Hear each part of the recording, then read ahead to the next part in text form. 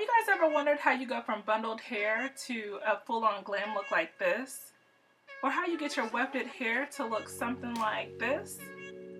Today I'm going to go ahead and explain to you guys my highly requested way of how I construct my full closure wigs. Let's go ahead and get started. So to start, I personally like to start off by attaching my closure first. I line it up with the front of the dome cap that I'm going to be using and then just sew around the perimeter. I like to do this first because then it'll ensure that I have enough room once all the bundles are applied later. Today I'm using a regular lace closure with a reinforced edge and I'm attaching it to a mesh dome cap. Before I start sewing, I like to go ahead and braid up the whole closure so that the hair doesn't get in my way while I'm sewing.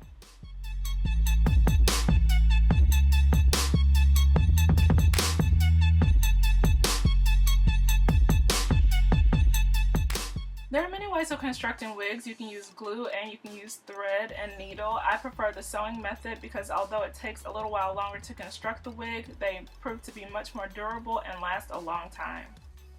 With that being said, using the sewing method, you do have to have a basic knowledge of sewing using simple knots and simple stitching. Right now I'm going to go ahead and attach my closure using a simple knot, and then I'm going to go on and use a simple stitch to connect the rest of the closure. As you can see here, by wrapping the thread around the needle a couple of times, anywhere from 3 to 5 times, I go ahead and create a simple knot so that my closure attaches to the dome cap. Try not to use too long of a thread as that might cause knots throughout your sewing process.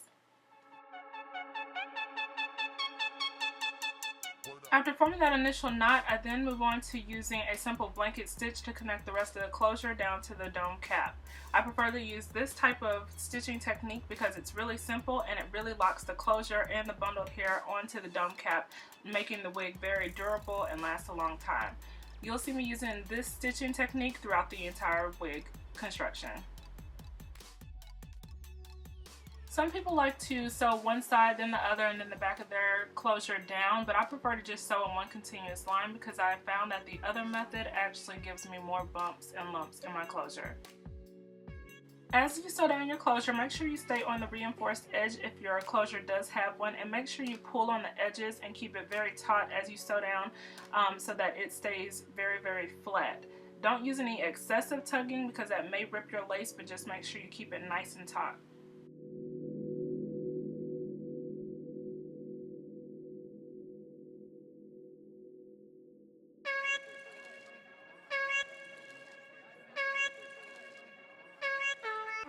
So now I'm going to go ahead and move to the back of the wig and start sewing on my bundles of hair.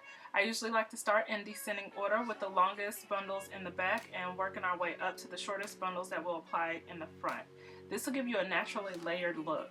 I also like to go ahead and double my wefts in the back, but that's really going to be dependent on how many bundles you have. If you have anywhere from 4 to 6 bundles that you want to put or more, then I would suggest doubling your bundles so that you can get that much hair on your wig. If you only have 2 to 3 bundles, then don't use this method because you'll probably run out of hair.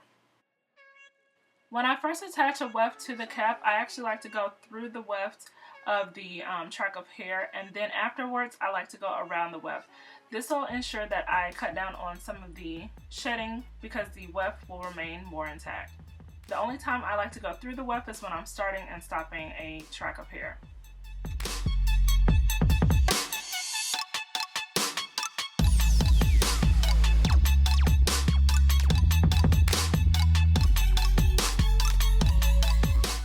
When sewing on the elastic band portion of the wig cap, I like to actually go through the fabric and not all the way through the elastic band.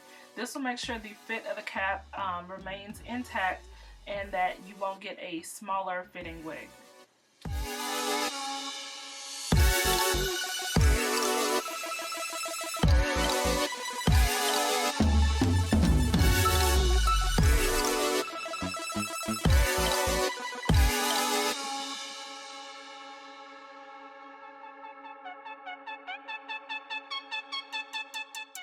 Sewing my bundles to the back of the wig, I like to use the fold over method once I get past the first row.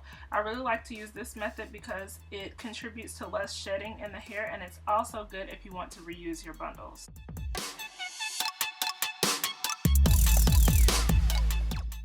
In the back of this wig in particular, I spaced my tracks about a finger's width apart. If you want to add more hair to the wig, then you obviously want to use less space, and if you have less bundles of hair and you want to space the hair out apart further, then go ahead and use a finger's width to 2 fingers width in between each track space.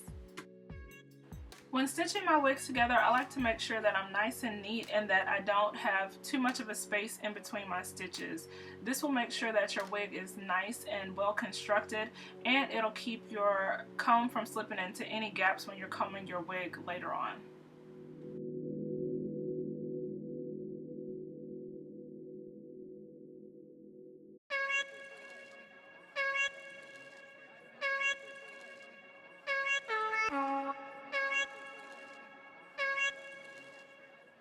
To cut down on the time in between changing needles, I like to go ahead and have at least 5 needles already threaded so that when I run out of thread on one needle, I can just quickly pick up another and continue sewing and cutting down on the time in between changing needles.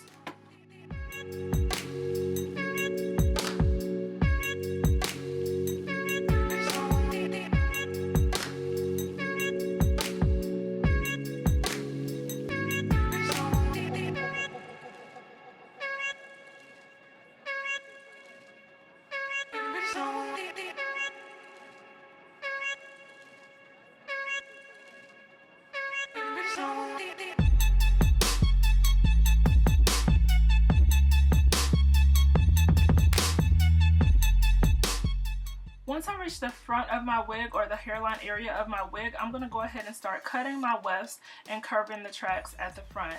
This really contributes to the wig laying very, very flat. I used to fold the wefts at the front of my wig too to avoid cutting my wefts, but that just made my wig bulky. So now that I cut them at the front, my wig lays extra flat. If you are concerned with the shedding that you might get from cutting your wefts, then you can go ahead and seal your wefts before you apply any of the hair to the wig cap, or you can go ahead and seal the ends where you have cut the wefts at the beginning and ends of the track.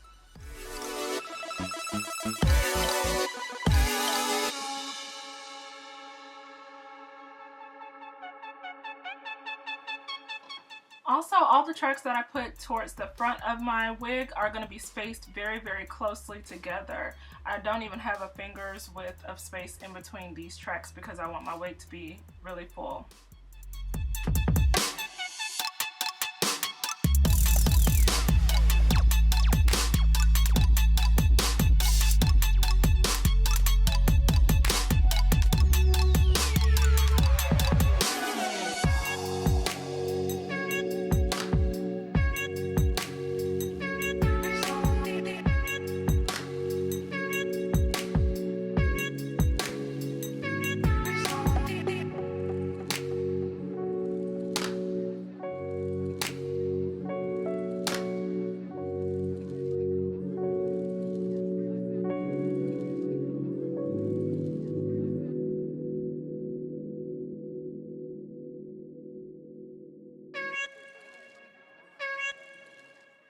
When applying your last track, make sure that you put that track right up against the closure so that when you take the closure down, you'll have no gaps or spaces if the wind blows or anything, and you'll have a seamless connection between your closure and the bundled hair.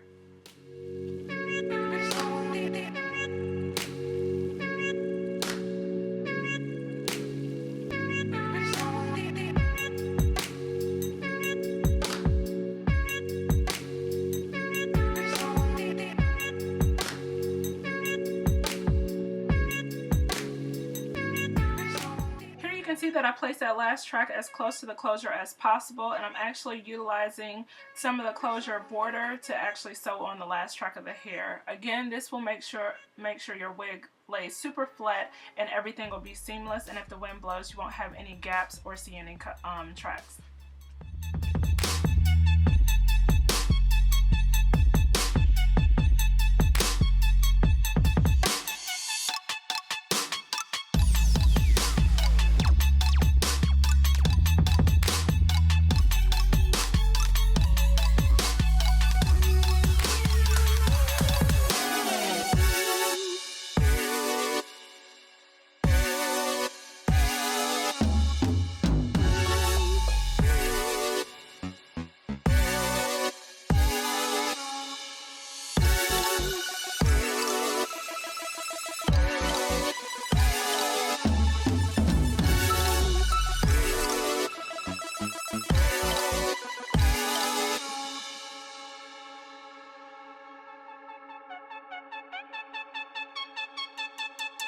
up.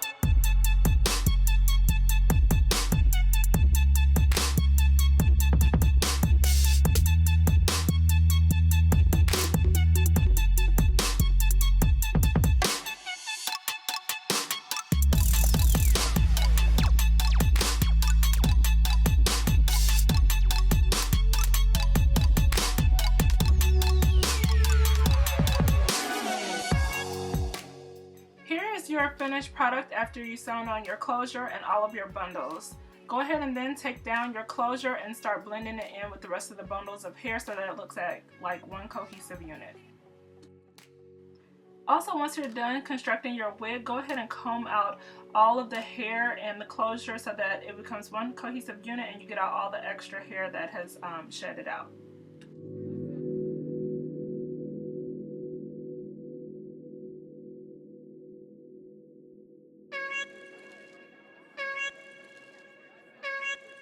Now that you're done constructing your wig, you want to make sure to cut off the excessive fabric that is now located below your lace closure so that you're able to get that nice natural parting that lace closures give.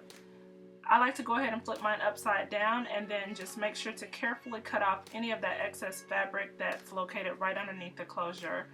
Be careful not to cut through your actual stitching.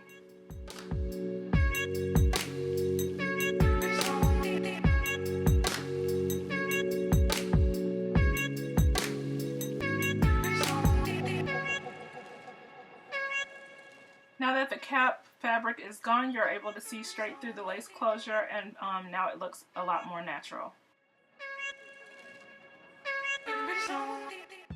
Now it's time to apply your finishing touches. Here I'm going to go ahead and demonstrate on another wig how to apply an elastic band. Make sure that it's facing the right way. You want the elastic band to be basically facing outward from the closure so that when you put it on, it's going to pull that closure taut and make it lay really, really flat. I usually always have to put in elastic bands just to make sure that I'm comfortable and that my wig is nice and secure, but using the actual mesh dome cap that I used for this wig tutorial, I did not actually have to use any elastic band, so that's why I'm demonstrating on a different wig.